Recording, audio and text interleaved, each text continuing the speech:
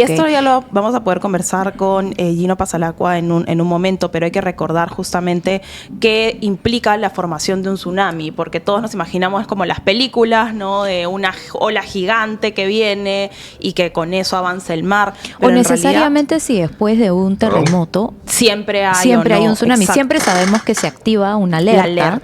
O hay un monitoreo sobre un fenómeno natural como este, pero realmente después de un terremoto hay un tsunami en todos los casos. Eso es algo que vamos a conversar también con el señor Pasalacqua, que ya lo tenemos conectado. Perfecto. Nos avisa nuestro productor Roger Fernández. ¿Cómo está, señor Pasalacqua? Muchas gracias por estar con nosotros esta mañana. Muy buenos días y muchas gracias. Creo que no nos escucha. Hola, señor Pasalacqua, ¿nos escucha? Sí, muy buenos días. Muy buenos días. Quería consultarle un tema que estábamos justamente comentando hace tan solo algunos segundos, y es, después de un terremoto con la magnitud tan alta como la que hemos visto en Rusia, ¿siempre se da un tsunami? Primero, buenos días a todo el público peruano. No generalmente se da un tsunami. Depende del tipo de movimiento, ¿no? Esos terremotos grandes se dan en las conexiones de las placas tectónicas, ¿no? Entonces, si el movimiento de las placas es lateral, de un lado hacia el otro, imagínense la placa de Nazca con la de América, y el movimiento es lateral, generalmente no se produce tsunami. Cuando hay un movimiento vertical, una de las placas sube sobre encima de la otra, ahí es donde generalmente se genera un tsunami. En este caso, según las investigaciones que he visto hasta ahora, ese ha sido el movimiento, un movimiento vertical que ha generado este tsunami. Y ahí, Gino, quisiera preguntarte también, entrando al tema, ¿no?, de algunas dudas que quedaban aquí, por ejemplo. No sé si podemos poner, chicos, nuevamente este mapa donde salen las alturas estimadas de las olas. Ahí había un indicador, a ver si lo podemos poner en pantalla, que menciona, por ejemplo, la amplitud de marea, que dice, ¿no?, condiciones del mar. ¿Qué significa esto? Si nos puedes comentar, para poder leer mejor este tipo de gráficos, ¿no? Mira, acá lo que ha hecho el COIN, que es el gráfico que yo tengo, sí, ha separado muy bien las alturas, ¿no? La altura de marea es la marea que sube y baja debido a la atracción de la luna, y esto se predice muy fácilmente, ¿no? Puedes tener las predicciones por varios años hacia adelante. Entonces, la columna que tienes ahí, por ejemplo, en Talara, tienes una altura de marea de 1.18. Eso es bajo las condiciones normales, ¿no? Entonces, sobre eso ha habido un cálculo de un modelo teórico que incluye la batimetría de la zona y ecuaciones que resuelven este desplazamiento de las olas generadas por un tsunami, y nos da una altura de 1.3. Entonces, a la hora que sumas la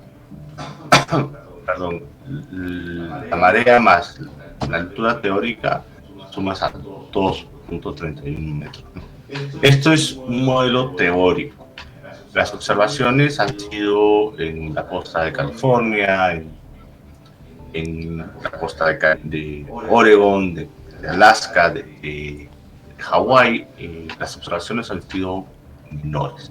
Sí hay un tsunami, sí se está generando un tsunami, porque existe una red de boyas a lo largo de todo el Pacífico que miden la presión sobre el fondo del mar, que te indica si hay algún desplazamiento vertical. Entonces, esas boyas nos han dicho de que sí hay un tsunami desplazándose a través del Pacífico, pero que las alturas no han sido tan severas. No es un tsunami destructor como pensamos en Japón o Indonesia. Estimado Gino, yo he tenido consultas si es que estas estimaciones teóricas de olas pueden generar algún tipo de efecto negativo en los puertos que se ha advertido a través de esta tabla. O sea, si va a haber algún tipo de daño a los puertos con estas olas de proyección teóricas. Aunque las alturas no sean muy altas de estas a estas alturas de olas, son olas muy energéticas, porque el movimiento es muy rápido, entonces hay mucha mayor energía que en una subida de marea normal, ¿no? Y es muy rápido también. Entonces lo que sucede es de que esto genera corrientes muy, muy intensas en las zonas costeras. Definitivamente va a subir el nivel del mar más de lo normal, pero no considero que en una forma muy riesgosa. Pero sí hay que tener en cuenta de no estar esperando mirar el mar a ver si sube o no. Las corrientes que se van a generar por eso van a ser muy intensas. En zonas, en bahías cerradas como Cusana, por ejemplo, ahí las corrientes pueden ser bastante intensas. O sea, esto varía claramente por algunos lugares. Tú, por ejemplo, estás, entiendo, Gino, ahorita en California. No sé si estás en una zona cerca a la costa, pero allá, por ejemplo, no, las alertas también han sido tempranas y no sé si hay información de que allá hayan cerrado también playas o zonas de mar como aquí. En zonas al norte de California, en bahías donde anteriormente se han generado eventos intensos, y en marinas sobre todo, sí se han cerrado los puertos, se han dado recomendaciones dependiendo del lugar para que se tomen las precauciones adecuadas, ¿no? Definitivamente sí, varía mucho dependiendo de la forma, la topografía y la batimetría. Si es una bahía semicerrada, por ejemplo, en Pucusana, las corrientes que se generan son mucho mayores que si tienes una playa abierta. O tal vez Paracas. También, sí, como te digo, la topografía, la forma de la costa y la batimetría juegan un papel. La diferencia de una subida de marea normal con esto es que son exponencialmente más intensa la energía, ¿no? Algunas personas nos preguntan si es que estos tsunami o este tsunami que está llegando hacia las costas peruanas podría venir acompañado de sismos leves. No, o sea... No está conectado, digamos. No está conectado. Más bien el terremoto podría generar sismos leves, pero el tsunami... Pero no al revés. Y, señor... No, dígame. Sí, señor, quería consultarle, ¿ya este fenómeno pasó por completo en Japón, en Hawái, en toda la zona de Estados Unidos? ¿Todavía hay olas del tsunami en estos países? Gracias por la pregunta, porque es algo que quería resaltar. No es que llegan 1 o 2 olas y ya se acabó, ¿no? Este es un periodo de varias horas. Entonces hay que estar atentos por varias horas, ¿no? En Hawái llegaba ayer a las 7 de la noche hora de Hawái. Claro, que acá era más o menos como la madrugada, ¿no? Ajá, pero mantuvieron la alerta creo que como hasta las 11 de la noche, ¿no? Y no fue el primer tren de olas el que generó la mayor subida del nivel del mar, ¿no? Se inundaron algunos muelles, se inundaron algunos estacionamientos cerca del mar, pues estuve pendiente de eso, pero no fue intenso, no fue un tsunami destructivo. Existió un tsunami, no fue un tsunami destructivo, y esto duró varias horas, ¿no? ¿Y la alerta en Hawái, por ejemplo, ya se desactivó? Creo que sí. O en Japón, sí, digamos que está más cerca incluso del sismo, ¿no? Sí. Entiendo que habían dicho además que esta última réplica que hubo de 6.2, está por ahí, ¿no? No generaba tsunami hacia esa zona. Me parece que esa acotación también hubo, ¿no? Que la que ha generado tsunami, alerta de tsunami, es el terremoto que hubo ayer de 8.8, ¿no? Que por cierto, ha sido dentro de la tabla histórica de los terremotos, uno de los más fuertes ya registrados. Me parece que está en el puesto 6 de los 10 terremotos más fuertes a nivel global, ¿no? Entonces sí es importante recordar también estimado eso. Gino, yo quería saber si es que en el Perú se cuentan con todos los equipos necesarios para estar, digamos, informados desde el gobierno central, de las autoridades vinculadas a la gestión de riesgos, para alertar este tipo de situaciones como tsunamis o réplicas o cosas que estén vinculadas a este tipo de desastres, porque un poco la sensación hasta el momento es que las alertas están llegando un poco tarde, ¿no? Mira, no sé el estado actual del sistema de alerta temprana, pero sí, por ejemplo, por mis familiares, hace como media hora me dijeron que les llegaron alertas a los celulares. Sí.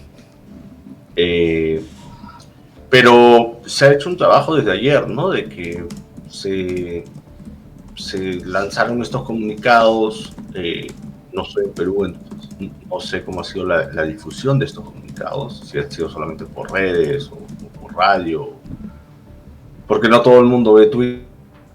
Uy, creo que se cayó la conexión. Vamos a recuperarla. De repente solo ahí. con audio podríamos recuperar la conexión. Porque Sí, vamos a ver si la podemos recuperar porque está bien interesante lo que está explicando el señor Pasalacqua. Otra cosa que quería comentarle y preguntarle también, que de hecho se lo consultamos al doctor Tábara también, sí. Es la diferencia entre la alarma y la alerta. ¿Qué tiene que pasar en el mar o cuál es la señal que tiene que dar el mar para que se active una alarma de tsunami? Creo que ahí lo tenemos de vuelta, nos indica Roger, nuestro productor. Señor Pasalacqua, ¿nos escucha? Todavía no, estamos estabilizando la señal, pero de repente en un ratito podemos mencionar, tengo aquí la lista justamente de lo que hablábamos ahorita. Hola. De estos sismos que han sido los de mayor magnitud a nivel global. De repente Gisela, perdón Pau, nos puede ayudar ponchando esta imagen.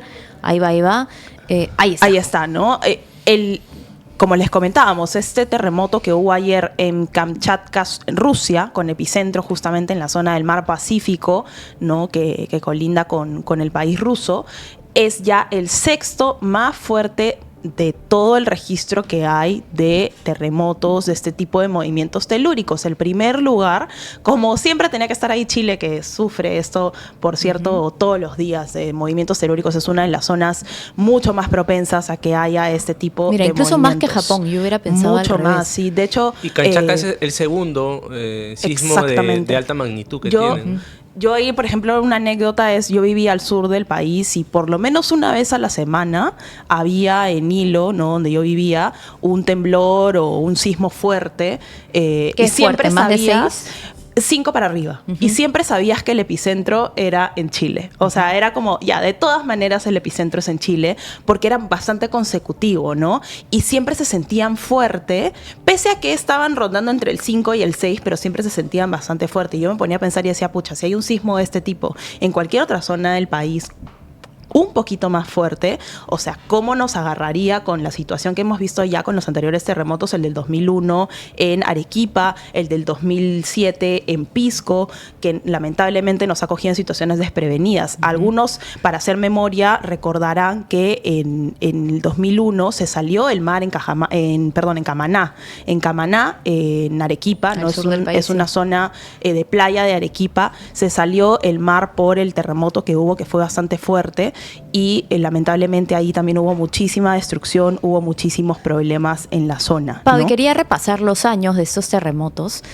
Mira, el de Chile, que es el primero en la lista con una magnitud de 9.5, 1960. Luego tenemos Alaska, 1964, solo 4 años después, 9.2. Japón es, creo, de este top 6, en donde se encuentra el de ayer en Rusia.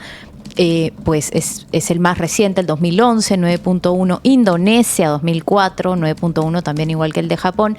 El primero en Rusia, digamos el que se registra más fuerte, 9, 1952, hace muchísimos años, y 8.8.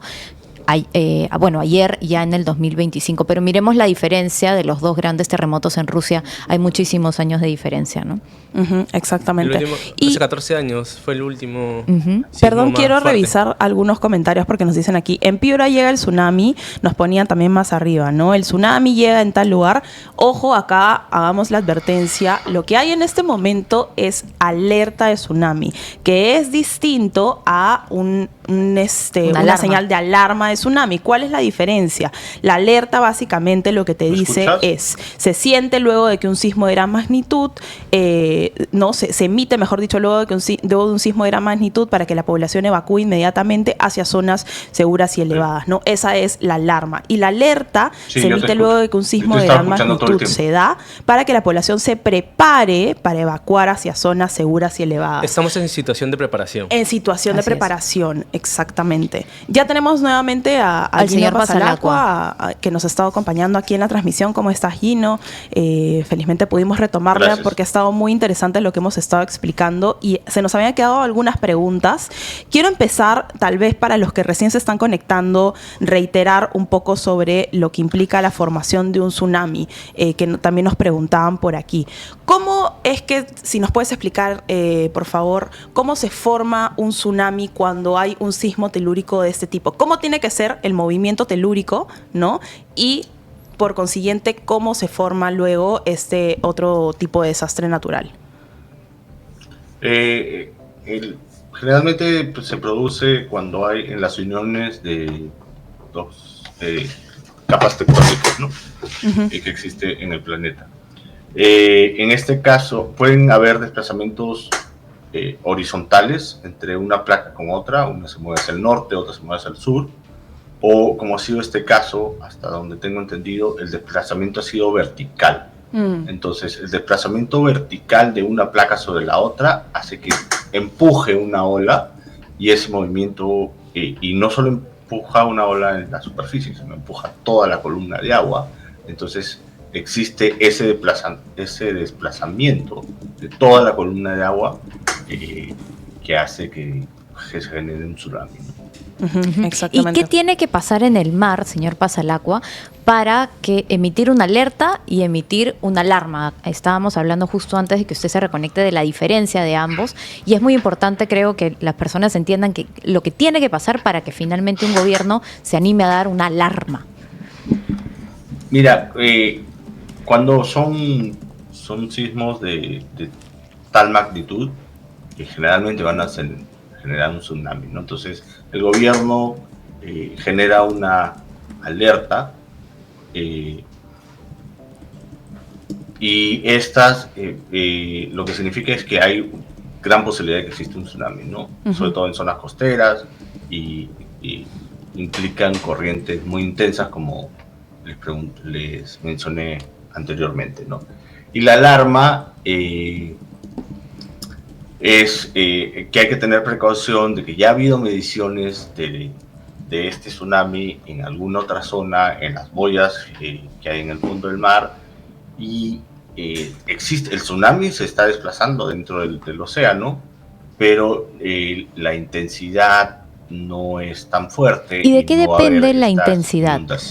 Depende del movimiento telúrico, depende también lo ha explicado usted, ¿no? No es lo mismo la intensidad del mar y la rapidez y con la altura, pero ¿cuál es el combo, digamos, terrible cuando uno piensa en un tsunami, piensa pues en un desastre, ¿no? ¿Eso combina altura de olas con intensidad de la marea? La combinación perfecta, digamos, ¿no?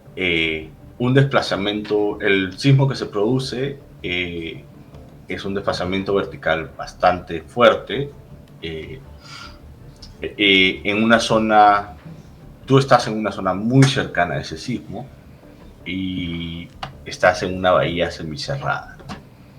En una bahía semicerrada, las amplitudes de este tsunami son mayores, como sí, por la topografía y por la batimetría, ¿no? Porque existe como un rebote de estas olas a la hora que entra en una bahía cerrada, no, o semicerrada. ¿Cuáles son las medidas principales? Esas son las condiciones perfectas, digamos. Estimado Gino, ¿cuáles son las medidas principales que deben tomar los gobiernos ante este tipo de situaciones? Generar las alertas como se han generado. Se sabe, desde ayer yo he estado pendiente de estas alertas tanto en Estados Unidos como en Perú y en México. Entonces se han generado estas alertas, generar la que esta información llegue a todo el mundo también, ¿no? Eso es importante. Porque sí, porque como les mencionaba antes, no todo el mundo lee Twitter, no todo el mundo lee Facebook. ¿No? Esa es una de las críticas que hacíamos previamente, Gino, porque lamentablemente las alertas que se han mandado recién en mensaje, que se han mandado hace una hora aproximadamente a los que estamos aquí, nos ha llegado a todos 2 alertas, ¿no? A la gran mayoría en realidad, 2 alertas por celular, que son estas que entiendo ya son el sistema de alerta, la tenemos ahí en pantalla. Pero ayer no se había emitido necesariamente este tipo de alertas, ni siquiera así sea tarde en la noche. ¿Y qué ha pasado hoy día? Mucha gente ha salido con la intención de bajar a la Costa Verde para coger, irse al trabajo o lo que fuera, gente que se va a correr olas, y mucha gente, como tú mencionas, no está viendo necesariamente en la noche muy tarde la tele, no está escuchando radio, no está viendo redes sociales en Twitter, que es donde normalmente se difunde esto. A lo mucho tenemos en WhatsApp las cadenas que nos pasamos. Entonces ahí sí quería preguntarte, ¿no? Si crees que hay oportunidad de mejora en cuanto al sistema actual de comunicación que existe ya a nivel, digamos, INDECI, COE, ¿no? Y también la Marina de Guerra, que entiendo se tienen que complementar para hacer este aviso, ¿no? Existe un procedimiento para el cual se generan estas alertas. El caminito exacto y las decisiones que se toman no me lo conozco al pie de la letra para el Perú, y siempre hay posibilidad de mejorar, ¿no? Siempre hay posibilidad de mejorar. De repente mandar estas alertas algunas horas antes, porque ayer en la noche ya el COEN puso esto de que sí había posibilidad de un tsunami. Lo puso a las 3:55 de la mañana mías. Entonces eran como a las 6 de la mañana hora del Perú, más o menos. Entonces inmediatamente generar estas alertas vía celular, ¿no? De acuerdo. Yo fui muy crítico, no voy a mencionar la institución del Perú, donde mandaban alertas durante el evento del niño en el 2023, mandaban alertas sobre que se salía el río y las mandaban por Twitter, por Facebook, las zonas que ya habían sido inundadas. ¿Ya para qué? Te decían el río, exacto, ¿ya para qué? No? Y no solamente eso, te decía el río se va a salir en 3 horas y tú estabas medio inundado, entonces, o sea, la forma como se dan estas alertas para el público en general es algo que definitivamente puede ser. ¿Y en otros países, según su experiencia, cómo funcionan este sistema de alertas? ¿También a través de celular como nos está llegando ahora o hay otros tipos de comunicación a través de otras vías? Televisión, radio. La radio es bastante efectiva. Y los celulares es por zonas, por ejemplo. Cuando hubieron los incendios en Los Ángeles a principios de este año, yo justo iba a tomar un vuelo en el aeropuerto de Los Ángeles, y una vez que entré a la zona de peligro, mi celular empezó a reventar con todas estas alertas, ¿no? Unos kilómetros antes que yo estaba fuera de esa zona de peligro no me había llegado ninguna alerta. Muchas gracias, señor Pasalacqua, por haber estado con nosotros, por explicarnos todos estos detalles que son muy importantes para que todos estemos bien informados y alertas de evidentemente, estar lejos de la zona costera aquí en Perú. Muchas gracias nuevamente. Sí, por favor, tomen precauciones, no se pongan a mirar a ver si se retiró el mar o no, al ladito de la... A ver qué tan grande está la ola.